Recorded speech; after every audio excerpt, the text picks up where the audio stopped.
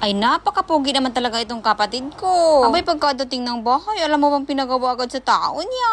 Madi, ba't naging tunog pusa ka? Bali, pinabutasan niya lang sa body niya. Dahil pagkadating namin ay dumiretso agad sa basketball court. Aba naman, Madi, varsity ng barangay eh. Laking tuwa ng Madi mo dahil buong akala ko. Aabutin pa ng 1 linggo bago ito ma-install. Aba naman, itong kuya ko ay napakapogi. Huwag ka maniningil yan. Ay, utang muna. Bali, dito lang namin nilagay sa gilid, Madi. Hindi naman talaga magagamit itong kabilang kwarto. At magiging stock room na lang talaga siya. Kaya okay lang, nandito namin pinausli. Itong aircon na pala nito ay bagong design ng kundura. Bang hindi basta-basta tumutulo ang tubig at less drip kung tawagin. Baga ang tubig ay magsisirculate lang dun sa loob. May-utilize ang tubig para mawala ang init sa loob ng unit at mapapabilis ang cooling efficiency sa loob ng iyong kwarto. At nakakatulong din ito para mas makasave ka sa kuryente. At yun ang sabi, Madi. Huhusgahan yan pag dumating na si Judith. Kinagabihan, nag-update na ako kay tatay.